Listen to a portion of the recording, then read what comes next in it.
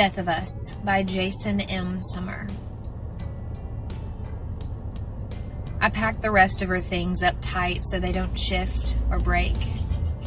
A mug, a book, a photo, a shirt, and the dam breaks. My damn cry. It was months ago that we broke. Months ago we said our goodbye. She went her way and I stayed there. It's hard being alone in what was. Every other way I inched forward, away from that mark in time, work, friends, family, fun. Yet, fun seemed to always want to invite her. It's like a death, I suppose. Two people become one, creates another entity, then it's torn from this earth. And we knew each other before we loved. We were colleagues before friends. We were friends before lovers. We were lovers, and now we are nothing. Like a death. Yes. My best friend is no longer in my life. No longer except as a memory. A memory I can't let go. Isn't that what happens when someone dies? What was doesn't change in the mind. Echoes continue to reverberate. Remembrances become fewer and more treasured. I broke it. Broke us. I'm the murderer. I took a perfectly good life and strangled it to death. Jealousy, suspicion were the weapons. My prints are all over those handles. Squeeze tighter until all life escapes. Suffocation is the #1 killer of love. Mired in what was. Memories fewer but more potent. I guess it's a murder-suicide. Because I'm still dying inside.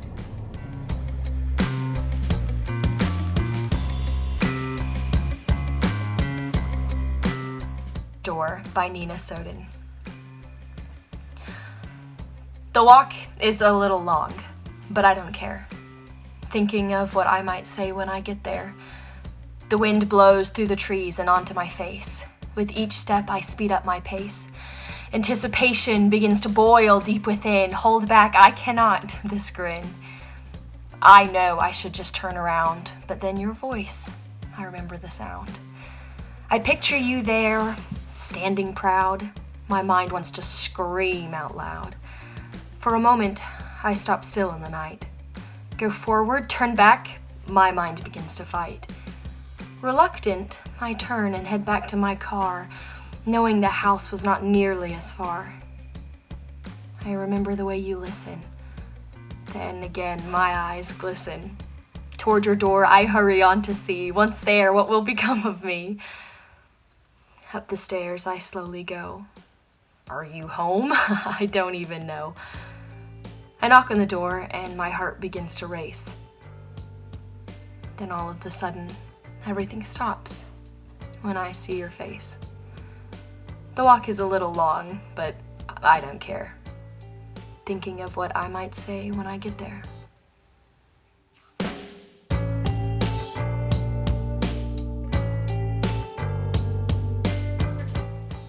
Momma and Poppa by Amanda Porter.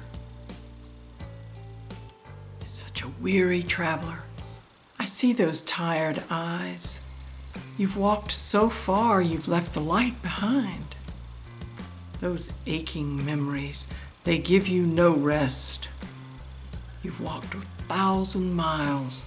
You've taken every test. Such a tired spirit. I see those lines on your face. You've got much longer to go. Remember, you travel with grace.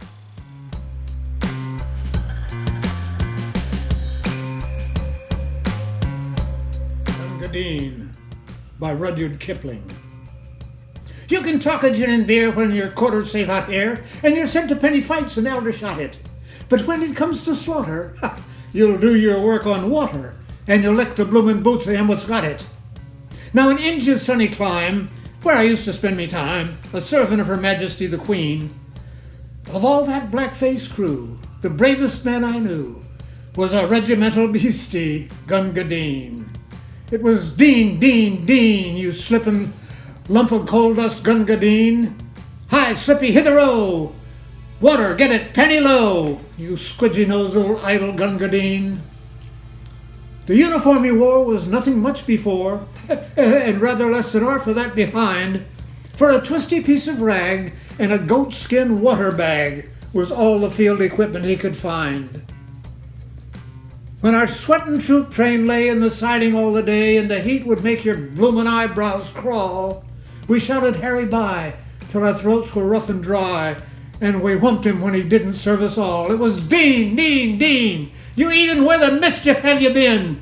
You put some jewelry in it or I'll marry you this minute if you don't fill up my helmet, Gunga Din.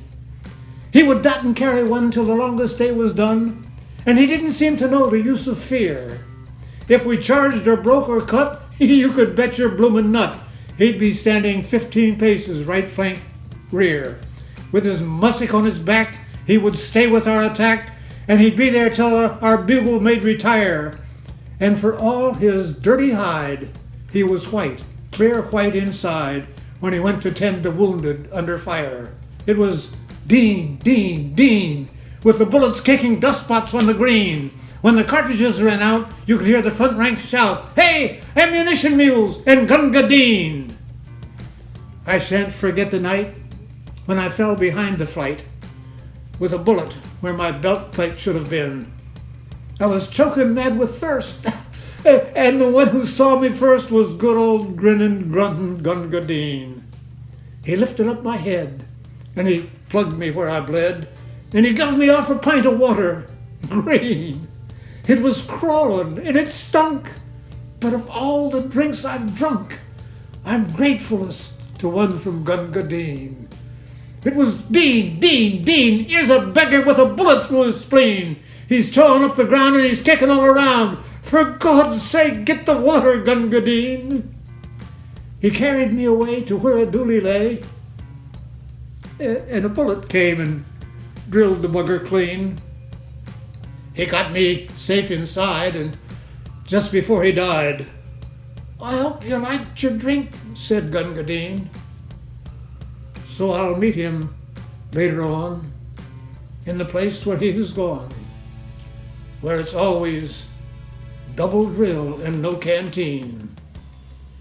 He'll be squatting on the coals, giving drink to poor damned souls, and I'll get a swig in hell from Gunga Din.